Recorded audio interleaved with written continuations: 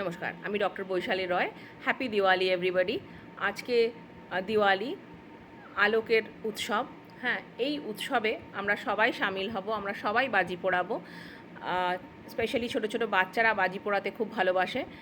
আমরা জানি বাজি মেইনলি দু ধরনের, আলোকবাজি এবং শব্দবাজি। দুটোই কিন্তু আমাদের অ্যাটমসফিয়ারের পক্ষে পোড়ানো খুব একটা ভালো নয়, কারণ আমাদের এমনিতেই স্পেশালি বড় শহরগুলোতে এয়ার কোয়ালিটি খুব খারাপ, এবং বাজি যখন আমরা পোড়াই তার থেকে যে ধোঁয়া নিঃসৃত হয় সেটা কিন্তু এয়ার কোয়ালিটিকে আরও খারাপ করে দেয়। যাদের অ্যালার্জি রয়েছে, যাদের অ্যাজমা রয়েছে, যাদের সিওপিডি আছে, তাদের কিন্তু এই ধোঁয়া থেকে খুব বেশি ক্ষতি হয়, এবং এই ধোঁয়া আমাদের অ্যাটমসফিয়ারকে এতটাই নষ্ট করছে যে আমরা যদি এরকমভাবে চলতে থাকলে আমাদের অ্যাটমসফিয়ার কিন্তু আগামী প্রজন্মের জন্য আরও দূষিত হয়ে যাবে। সুতরাং আমরা চেষ্টা করব যতটা কম এই শব্দবাজি বা আলোকবাজি পোড়ানো যায়। তবে আনন্দের উৎসবে আমরা সবাই আনন্দ করব, আনন্দ থেকে আমরা কেউই পিছিয়ে আসবো না। শুধু লিমিটেড পরিমাণে পোড়ালে ভালো হয়, কেননা এই বাজি পোড়ানোরও কিছু কিছু সমস্যা রয়েছে, সেগুলো বলি। বাজি যখন আমরা পোড়াই, স্পেশালি শব্দবাজি যেগুলো, সেগুলো কিন্তু আমাদের শরীরের অনেক ক্ষতি করে।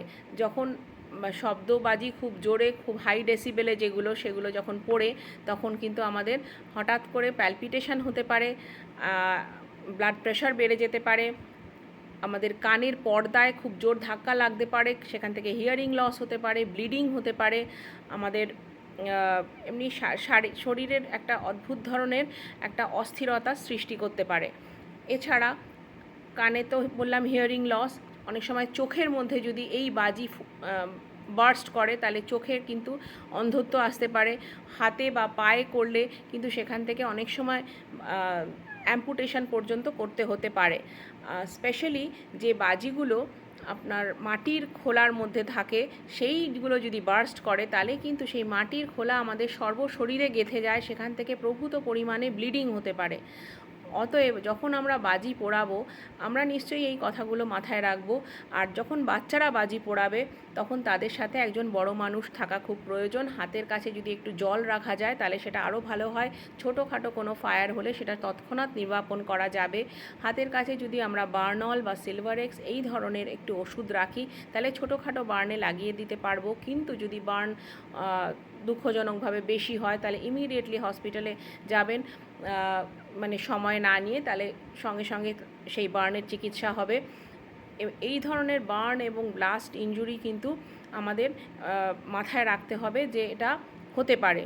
অতএব আগেই যেমন বললাম, বাচ্চাদের কিন্তু কখনোই একা বাজি পোড়াতে দেবেন না, এবং খোলা জায়গায় বাজি পোড়ানোর চেষ্টা করবেন। এবং যখন পিক আওয়ার্স বাজি পোড়ানোর, যেমন 7টা থেকে রাত 10টা, সন্ধ্যে 7টা থেকে রাত 10টা, এই সময় যদি আমরা ঘরের জানলা দরজাগুলো বন্ধ রাখি, তাহলে বাইরের যে খারাপ দূষিত আবহাওয়া, সেটা কিন্তু সেই এয়ারটা আমাদের ঘরের মধ্যে এসে ঘরের মধ্যে যে মানুষগুলো আছে তাদের কিন্তু অস্বস্তি ক্রিয়েট করতে পারবে না। হ্যাঁ, কেননা যদি সেই এয়ার ঘরের মধ্যে ঢুকে যায় তাহলে কিন্তু রেসপিরেটরি ট্র্যাক্ট ইনফেকশন আরও বাড়বে, অ্যালার্জির কষ্ট আরও বাড়বে। সুতরাং মোটামুটি এইগুলো যদি আমরা মেনে চলি, তাহলে we can have a maybe safe and happy Diwali. Happy Diwali once again. Thank you.